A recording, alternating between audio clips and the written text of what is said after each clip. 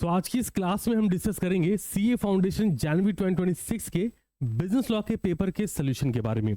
अब ये वीडियो दो कैटेगरी के बच्चे देख रहे होंगे। पहला बच्चा जो जनवरी 2026 का अपना एग्जाम लिख रहा है, उसका लास्ट पेपर अभी बाकी है बिजनेस इकोनॉमिक्स का। तो अगर आप ये वीडियो देख रहे हो तो इस वीडियो को सिर्फ लाइक करके सेव कर लो, so that after your final examination business economics का पेपर दे के आना। तो इस वीडियो को बहुत तसल्ली के साथ बहुत डिटेल में देखना और अपनी प्रिपरेशन को, जो एफर्ट जो एनर्जी आपने लगाई थी, उसको एनालाइज करना रिजल्ट तक का वेट करने से पहले। बहुत इंपॉर्टेंट बात बोल रहा हूं, बिकॉज मैंने देखा जब मैंने पोल के थ्रू पूछा तो उसमें बहुत सारे हजारों बच्चों ने, पोल में मेजॉरिटी ने बोला पेपर इजी था, कुछ ने कहा पेपर मॉडरेट था और बहुत कुछ बच्चों ने कहा कि पेपर टफ था।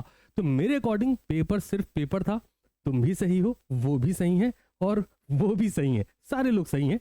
तो इसको इस कैटेगरी में रखते हुए कि अगर आप जैन 26 का पेपर लिख रहे हैं, अभी बिजनेस इकोनॉमिक्स का पेपर बाकी है, तो वो पेपर दे लेने के बाद अपनी प्रिपरेशन को एनालाइज करना, मार्क्स तक का वेट नहीं करना है। अब कैटेगरी नंबर 2, वो सारे बच्चे जो मई 2026 में अपना अटेम्प्ट लिखने वाले हैं, इस वीडियो को बहुत डिटेल से देखें, बहुत डिटेल से देखें और एक सही अप्रोच को बिजनेस लॉ में अप्लाई जरूर करें, बिकॉज ये वो सब्जेक्ट है ना। जब रिजल्ट आएगा जैन 2026 का तो इसको और डिटेल में बताऊंगा ये कैसा सब्जेक्ट है। लेकिन मैं आपको ये बताता हूँ एक प्रिपरेशन जो सही डायरेक्शन में हो रही होती है। हाँ, मई 2026 के स्टूडेंट हो, सीटीसी क्लासेस के प्यारे से चैनल को सब्सक्राइब कर लेना और टेलीग्राम ज्वाइन कर लेना, सो दैट मैं आपकी हेल्प कर पाऊँ। अब आइए जरा, अगर आप मई 2026 के बच्चे हैं तो ये पेपर का सोल्यूशन देखने के तुरंत बाद आप ये वाली वीडियो जरूर देखिएगा और जो जो टॉपिक हम यहाँ डिस्कस करेंगे एक बार चेक करना। पेपर से पहले हमने लाइव सेशन लिया था कि बच्चों की हेल्प कितनी हो पाई, तो आपको एक होप मिल जाएगी। मजा आ रहा है? आओ शुरुआत करते हैं। तो पेपर जो आया हमारा बड़ा ही कमाल का पेपर था। पेपर में नंबर ऑफ क्वेश्चंस हमने बोला था 32 से 36 तक के क्वेश्चन मिलेंगे, थे भी। अब अगेन मैं कोई क्लेम नहीं करूंगा, मैंने ये क्वेश्चन बोला था आया नहीं, छोड़ दो, है ना। ये वीडियो देख के आपको ये आइडिया लग जाएगा। मुद्दे पर आते हैं, पहले क्वेश्चन शुरुआत करते हैं। क्वेश्चन का वेटेज देख के चलो, बहुत मजा आएगी। 7 नंबर का क्वेश्चन इंडियन कॉन्ट्रैक्ट एक्ट से होता है ऑब्वियसली। पहला ही क्वेश्चन प्रैक्टिकल प्रॉब्लम। बहुत सारे बच्चों ने मुझे मैसेज लिखे कि सर पहला क्वेश्चन देख के ही जग घूमिया थारे जैसा ना कोई, ये फीलिंग आ रही थी। हम लाइक कि मेरी बात सुनो, क्वेश्चन में क्या पूछा था एक बार देख लेते हैं ना। मैं बहुत टाइम नहीं लूंगा कि मैं आपका घंटों का सेशन लगा दूं, नहीं। आपको पेपर सोल्यूशन चाहिए, पेपर भी दूंगा, टेलीग्राम पे आप चेक कर लेगा और लिंक चेक करिएगा, वहां पे ये सोल्यूशन पीडीएफ भी अपलोड हो जाएगी। ध्यान दीजिए, इस क्वेश्चन में बोला गया था इंडिकेटेड इन द एप्लीकेशन। अब कोई एप्लीकेशन उसमें चीजें इंडिकेट है, दैट मींस आगे बढ़ते हैं। who will pay the admission fee online and physically submit, जो ऑनलाइन फी पे करेगा फिजिकली सबमिट करेगा, who will pay, they will get, क्या है ये कंडीशन है। इतनी बात क्लियर है? मतलब मैं आपको कीवर्ड सिखा रहा हूं, है ना। तो ये कंडीशन है कि जो ऑनलाइन फी पे करेगा, फिजिकली फॉर्म सबमिट करेगा, उसको एडमिशन मिलेगा। क्वेश्चन में आगे बढ़ो। अब जो पर्सन है he failed to submit the prescribed document, वो फेल कर जाता है उस डॉक्यूमेंट को फिजिकली सबमिट करने में। There are 2 condition, online payment करना है, फिजिकली सबमिट करना है। ऑनलाइन पे करता है बट फिजिकली सबमिट नहीं कर पाता है। तो अगर हम आए ऑफर एक्सेप्टेंस की बात करेंगे, कंडीशनल ऑफर है। प्रश्न बड़ा सिंपल है, क्या कंडीशन फुलफिल हुई है? हमने कहा ना जी ना। तो जो अगली पार्टी का कॉन्ट्रैक्ट हो रहा है उसके हिसाब से देखें, विदाउट कम्युनिकेशन जो उसने एडमिशन को कैंसिल कर दिया है, क्या ये वैलिड है? हमने कहा हाँ जी हाँ। अब 7 नंबर में आंसर लिखते कैसे? ऑफर एक्सेप्टेंस को, कंडीशनल ऑफर को थोड़ा डिस्क्राइब करते, कम्युनिकेशन ऑफ एक्सेप्टेंस उसकी कंडीशन को बताते और आखिरी में कंक्लूजन लिखते। ऑब्वियसली प्रोविजन लिखने के बाद फैक्ट ऑफ द केस होता। फैक्ट में इस क्वेश्चन की समरी होती है ना, कि क्या कंडीशन थी, उन्होंने 2 में से कौन सी कंडीशन फुलफिल नहीं करी और किस वजह से प्राइमरी लेवल पे प्राइमरी पार्टी का जो कॉन्ट्रैक्ट था, जो कम्युनिकेशन थी वो वैलिड थी। Simple 7 number. अगली पर आइए। ये क्वेश्चन ऑब्वियसली ओपीसी का है तो बहुत दिमाग लगाना नहीं, 1% कंपनी है, एक्सप्लेन करना है। अब एक पार्ट जो सेकंड वाला है, if the NBFC prove that the 1% company जो ओपीसी है was formed for fraud, again I am saying, ये एक बार जाके जरूर देख लेना। अगर आप मई 2026 से हो, जैन 26 वाले जानते हैं। अब आ जाओ, तो ये जो बात हुई ना 1% कंपनी अगर ये फॉर्म्ड हुई है फॉर फ्रॉडलेंट पर्पज, मैंने कहा भाई लिफ्टिंग द कॉर्पोरेट वेल का वो फीचर कब काम आएगा? वर्कआउट करा देंगे, नंबर मुफ्त के हैं जाए। आओ आगे बढ़ते हैं। अच्छा सुनना, क्वेश्चन नंबर 1 का पार्ट भी, ये भी 7 नंबर का, कंपनीज एक्ट का 1% कंपनी का और lifting the corporate veil, 2 topic merge करे गए हैं, ध्यान दो। आगे बढ़ते हैं। सी पार्ट, अब ये डायरेक्ट क्वेश्चन था, कोई इस पे दिमाग लगाने की आवश्यकता नहीं थी। एडमिशन ऑफ पार्टनर में पूछा जा रहा है without consent of other partner. हमने कहा अरे किसी को फर्म में एडमिशन लेने वाले हो तुम, हम अपना शेयर उसको सेक्रीफाइस करेंगे, हमारी कंसेंट नहीं लोगे, ये तो चीटिंग है। तो भाई obviously without the consent of all the partners consents are required, majority नहीं चलेगी। ये एक्सप्लेनेशन था और राइट्स ऑफ ट्रांसफर बता देना था, सिंपल है ना, बहुत बढ़िया क्वेश्चन। अब इस पर आते हैं क्वेश्चन नंबर 2, बड़ा ही प्यारा क्वेश्चन था। प्लीज आइए, बच्चा सोचो सर बहुत प्यारा बोल रहे हो, नहीं एक्चुअली प्यारा था। Concept is a power. मैं ये बात अपनी बैच में हमेशा बोल रहा होता हूँ, मतलब हर क्लास में बोलता हूँ कि कंसेप्ट पावर है। आप 1000 क्वेश्चन लगा के जाएंगे, इंस्टीट्यूट 1005वां प्रश्न दे देगा, तब नहीं करना ना भाई। क्या करना है, कंसेप्ट इतना स्ट्रॉन्ग बिल्ड करना है कि आपको ये फील आए कि जो पूछा जा रहा है वो समझ आ रहा है और वो लिखा जा रहा है। तब इंस्टीट्यूट की फीलिंग क्या होगी, इस बच्चे से जो पूछा गया इसने वो लिखा, इससे लिखा गया, नंबर दे दो। इतना सिंपल प्रोसेस है। आगे बढ़ते हैं। क्वेश्चन नंबर 2 के पार्ट में कंडीशन वारंटी पूछी गई है, आराम से एक्सप्लेन करेंगे, उसके डिफरेंसेस बताने हैं, है ना, ध्यान दो। आगे बढ़ते हैं। अब इसी के बेसिस पे कुछ एग्जामिन करना है कि ब्रीच ऑफ वारंटी है, ब्रीच ऑफ कंडीशन है, एग्जामिन करना है। पहली कंडीशन में बात हो तो यहाँ पर सिंपल बोला गया है कि कोर्स ऑफ एक्शन क्या होगा। मैंने कहा भाई ब्रीच ऑफ कंडीशन है, सेल बाय डिस्क्रिप्शन है, क्योंकि अगेन सेम क्वेश्चन बन रहा है। जब आप किसी को बोलोगे, ध्यान सुनना, ये पर्टिकुलर प्रोडक्ट हमको सेल करना है, अगली पार्टी आपके जजमेंट पर रिलाई करके वो बात रख रही है, तो एक इम्प्लाइड कंडीशन भी वर्कआउट कर जाती है। क्वेश्चन आराम से पढ़ना, सुकून के साथ आंसर करना। अगले पर आइए, ये पार्ट भी उसी का है, ध्यान दो। यहाँ पे क्या बोल रहे हैं, Rishabh purchase the car costing 7 lakh, avail bank loan which is hypothetical in favour. Hypothetical in favour का मतलब कुछ नहीं है, दैट मीन्स कि कार बैंक के फेवर में रहेगी, डॉक्यूमेंट पे बैंक ओनर रहेगा। This is called hypothetical, it's called mortgage loan, कि डॉक्यूमेंट जो प्रॉपर्टी है, कार भी प्रॉपर्टी है ना, उसका डॉक्यूमेंट बैंक के पास रहेगा till the last EMI, last instalment, ठीक है ना। दिस इज कॉल्ड हाइपोथेटिकल, इसलिए बोलता हूँ डेप्थ में पढ़ना है। आ जाओ। अब बोल रहे कि ऋषभ ने क्या किया, एक और लोन ले लिया। किससे लिया, फ्रेंड से लिया। देन आफ्टर, अब जो और लोन लिया, ध्यान देना, ऋषभ डिनाइड। अभी क्या हुआ, फ्रेंड से लोन लिया 5 लाख का, Sandeep basis of security of his car, और कार की सिक्योरिटी देखे, समझो कार पे लोन है तो हम उसको सिक्योरिटी कैसे किसी को दे सकते हैं, लॉजिकल बात है ना। कार पे हमने लोन लिया हुआ है तो हम कार को सिक्योरिटी कैसे रख सकते हैं, कार तो ऑलरेडी बैंक की हमारा, हम ट्रू ओनर हैं क्या, नहीं ना। आगे बढ़िए। What would be the course of action available to Sandeep in this regard? अच्छा, बाद में क्या हो रहा है, Rishabh deny the payment, Rishabh loan देने से मना कर रहे हैं। इम्प्लाइड कंडीशन क्या है, the goods bought by any party, the goods bought by any party free from encumbrances, है ना, इस पे कोई चार्ज नहीं लगने वाला, कोई चार्ज नहीं लगने वाला। This is called hidden charges. तो कोई हिडन चार्ज नहीं, जो अगला ऑनर आ रहा है उसको बेहतर टाइटल मिलेगा। नेक्स्ट पर आइए। कॉमन सील का सिंपल एक्सप्लेनेशन था, डायरेक्ट क्वेश्चन था, कोई दिमाग लगाना। Limited by share, limited by guarantee. Again I am saying, मैं बार बार ये बात बोलूंगा, अगर आप May 26 के बच्चे, इट्स योर ड्यूटी कि जाओ और ये वीडियो इस सेशन के बाद जरूर देखना, है ना। थोड़ा फॉरवर्ड कर करके देख लेना, जो जो टॉपिक बता रहा हूँ उसके अकॉर्डिंग उसको चेक कर लेना, तो आप फील आएगा, तुम्हें कॉन्फिडेंट रहोगे, ठीक है। आ जाओ, इसी पे थे हम लोग, नहीं 1 का ये है, 2 के पे थे, हाँ जी। आइए, कंडीशन वारंटी की बात होगी, हाँ ये भी हो गया था। इस पर आते हैं। कॉमन सील एक्सप्लेनेशन हो गया, limited by share, limited by guarantee, direct question कोई दिमाग नहीं लगाना। इस पर आते हैं। चेंजेस ऑफ LLP, अगेन वो वाले वीडियो जरूर देखना अगर तुम May 26 के बच्चे हो।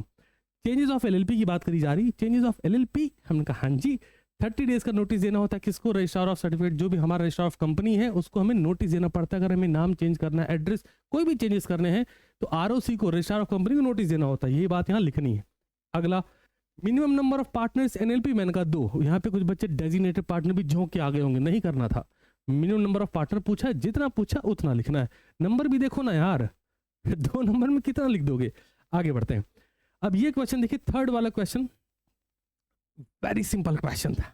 अब यहाँ पे कट लगा है, इसका मतलब तुम ये मत समझना कि अरे जिस बच्चे ने किया उसने नहीं किया। क्या एक क्वेश्चन ऑप्शनल होता है और ये प्रूव है, ये यहाँ पे कट ये प्रूव है कि ये बच्चा CTC क्लासेस की बैच का बच्चा है।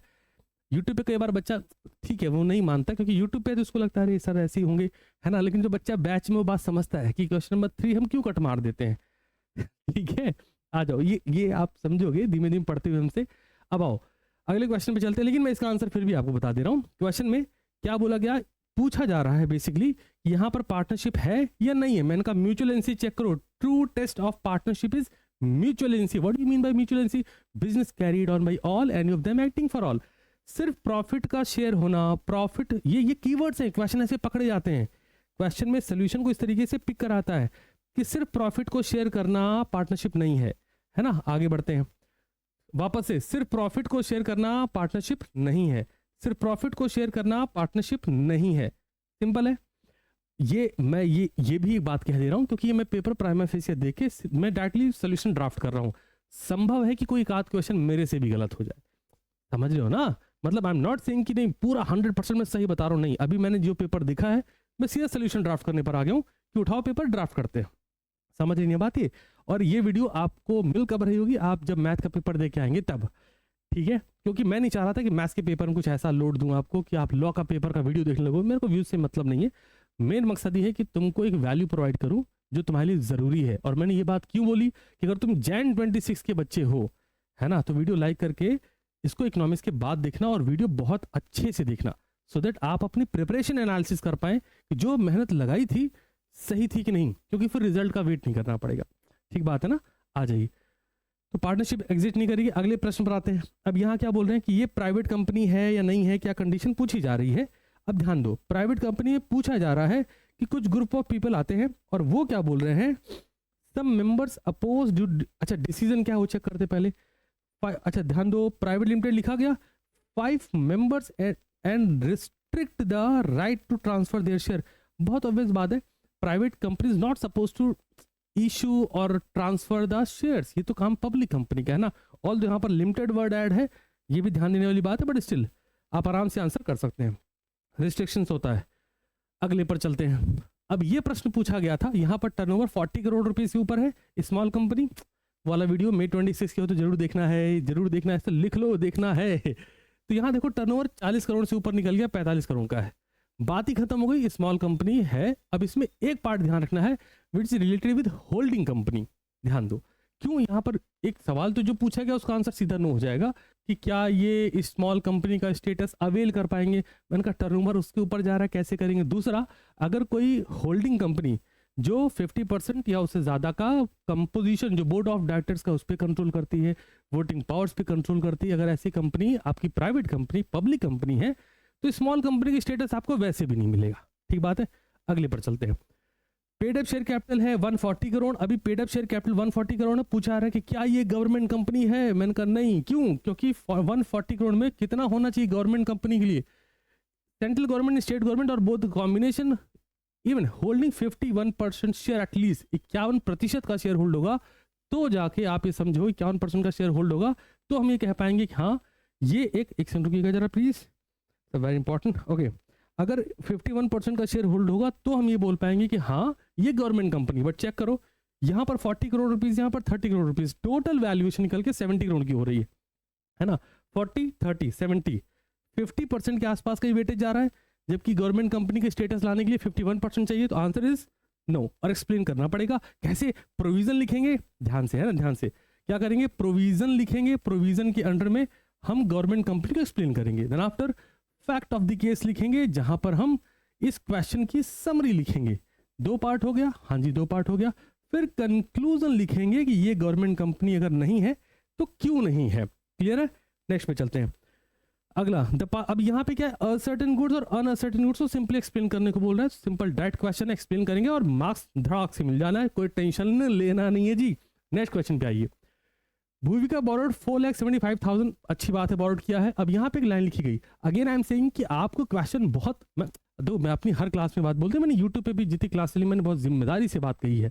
क्वेश्चन काम माइंड के साथ रीड करेंगे तो आप वो वर्ड, वो कीवर्ड ढूंढ लेंगे जो पूरे आंसर का ड्रिवन फोर्स होगा, है ना। अब इस पूरे क्वेश्चन में अगर प्यार से पढ़ेंगे तो आपको मिल जाएगा कि जो डेप्थ की बात हो रही है, got time barred by limitation act, time barred depth, ये कंसेप्ट लग गया।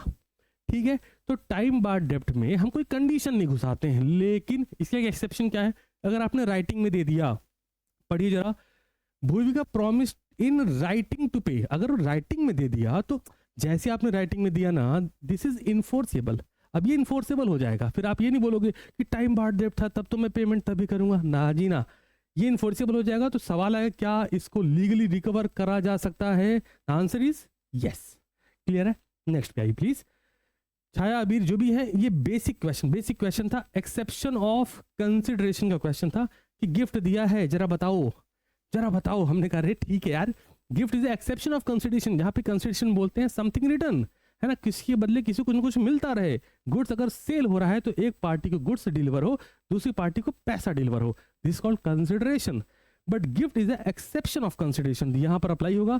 सवाल पूछे क्या ये वैलिड है, हमने कहा हाँ जी बिल्कुल वैलिड है। नेक्स्ट क्वेश्चन पे आइए। Amol promise to give a gold ring worth ₹1 lakh to her friend. या फ्रेंड है, वाइफ होती तो भी बात एक थी, वो वाइफ होती तो हम बोलते डोमेस्टिक एग्रीमेंट है ना, फ्रेंड है तो हम बोल देंगे सोशल एग्रीमेंट है। यू गॉट द पॉइंट ना, फ्रेंड है इसलिए हम सोशल एग्रीमेंट बोल रहे हैं, वाइफ लिखा होता तो हम डोमेस्टिक एग्रीमेंट बोल देते, इतना ही डिफरेंस है। एंड सोशल एग्रीमेंट और डोमेस्टिक एग्रीमेंट या रिलीजियस एग्रीमेंट में intention to create legal relationship exist नहीं करती। और क्योंकि नहीं करती तो क्या ये इन्फोर्सिबल है, हमने कहा ना जी ना, मैटर सॉर्टेड है। आगे बढ़ते हैं। अच्छा, एक प्रश्न यहाँ पर ये भी आ गया है, देखो इसी में, what would your answer if the relation between Amol and चकोर इज हस्बैंड एंड वाइफ। मैंने कहा हस्बैंड एंड वाइफ, आजा भाई, अगर ये हस्बैंड वाइफ है तो 1919 का एक बड़ा पॉपुलर केस लॉ है, कौन सा, हमने कहा जी बल्फर वर्सेस बल्फर।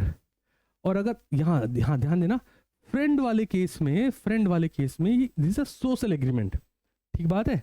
लेकिन हस्बैंड वाइफ, अब ये दो पार्ट में क्वेश्चन पूछा है, ध्यान दो, लेकिन हस्बैंड वाइफ वाले केस में ये सोशल एग्रीमेंट नहीं रह गया, अब ये क्या हो गया, हमने कहा जी अब ये हो गया इट्स अ डोमेस्टिक एग्रीमेंट। इसका प्रॉपर एक्सप्लेनेशन जाएगा, कंसेप्ट इज अ पावर, ये बात दिमाग में जितनी जल्दी फिट करेंगे उतना कमाल करने वाले हैं आप सीए लेवल पर, नॉट जस्ट फाउंडेशन। अगले पे चलिए। अब ये प्रोमिसरी नोट्स का क्वेश्चन डायरेक्ट क्वेश्चन था। अगेन आई एम सेइंग मित्र, अगर तुम May 26 वाले हो, तुम्हारी ये ड्यूटी है कि ये वीडियो देखना है, पार्ट पर जाके इंक्रीज करके देख लेना, ठीक है। आ जाओ। हाँ जी। हाँ, प्रॉमिस नोट्स ये डायरेक्ट क्वेश्चन था, कोई दिमाग नहीं लगा, सिंपली एक्सप्लेन कर देना है।